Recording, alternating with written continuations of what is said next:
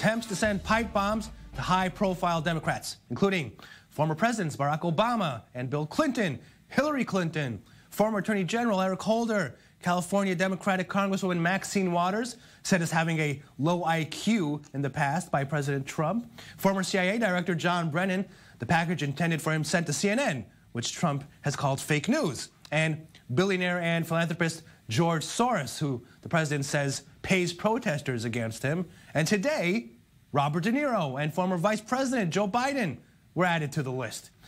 At the White House yesterday, President Trump said that acts or threats of political violence of any kind have no place in the United States of America. But later on, at a rally in Wisconsin, he again blamed the media for the hostile atmosphere. As part of a larger national effort to bridge our divides and bring people together, the media also has a responsibility to set a civil tone and to stop the endless hostility and constant negative and oftentimes false attacks and stories. Have to do it.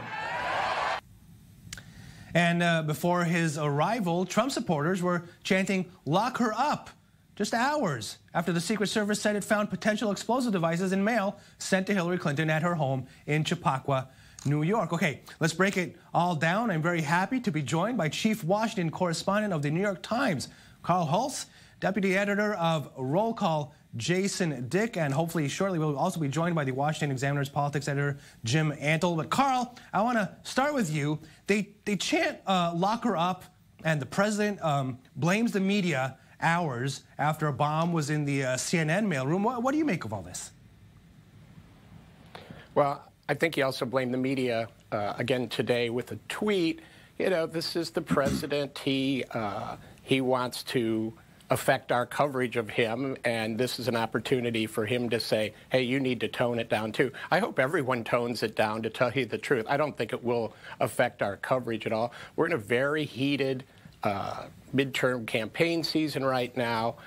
Some people are always going to try and take it to the next level. Someone has evil intent here. One thing that bothers me also about this, I was here for the anthrax scare and situation in 2001, and innocent people, people with no relation to politics and mail sorting facilities, that thing, they're being put at risk too. This is a dangerous thing. I really hope the FBI finds out quickly who did this. It's not always that easy, as we've seen in some past incidents, but hopefully this person's made some mistakes.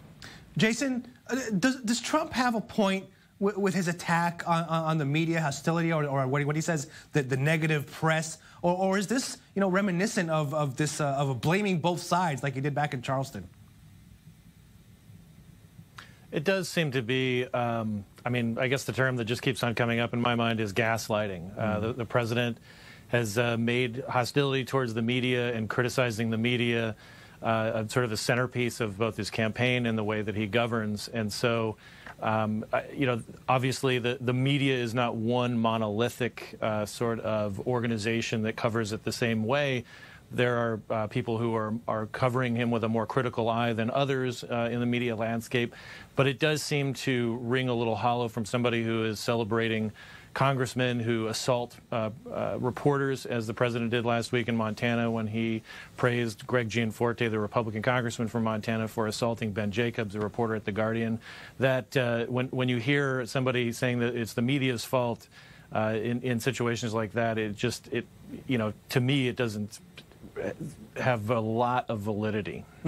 Oh, and I'm glad to hear that Jim has joined us. Jim, good to see you. Is it the rhetoric? I mean, when he praises, for example, body slamming a journalist, calling Democrats a mob, blaming George Soros for paying protesters and all that, maybe all this was in the making?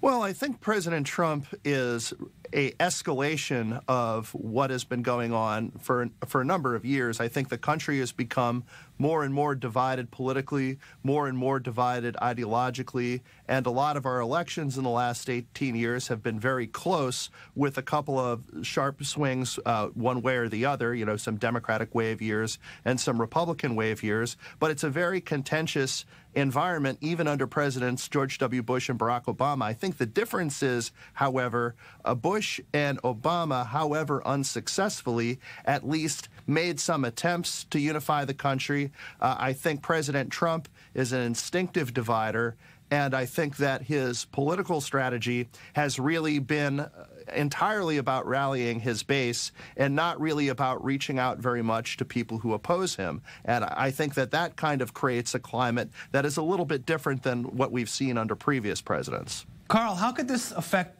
the ballot? Yeah, I think that is an extremely interesting question.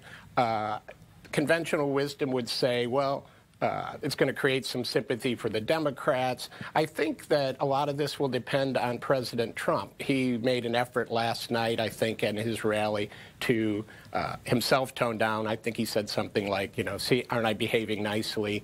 I don't know if this will cause him to ease off his attacks. I think overall it just adds to the vitriol that's surrounding this campaign season, and that will probably, on both sides, drive more people out to vote. We've already have people lined up to vote in early voting, that sort of thing.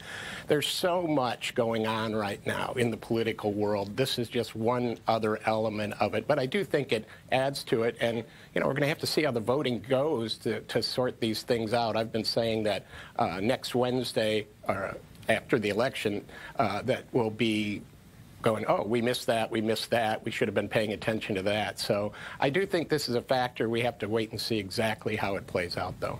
Jason, what's your take? Same question, basically. How could this affect the ballot?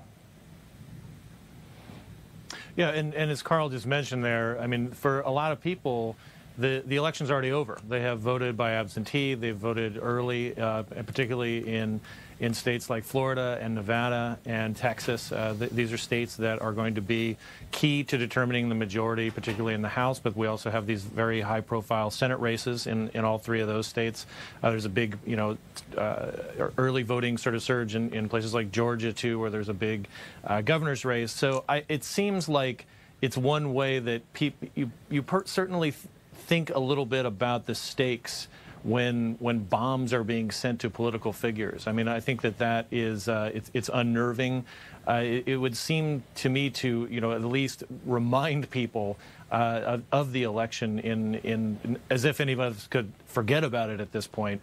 But it certainly does, you know, make people put it at the forefront of their minds. What effect that has in terms of whether that can help Republicans or Democrats, I really have no idea. I mean, I feel like you know, in certain states it could go one way, and in another state it could go the other way. And we are so divided right now that we could see just a completely divergent reaction.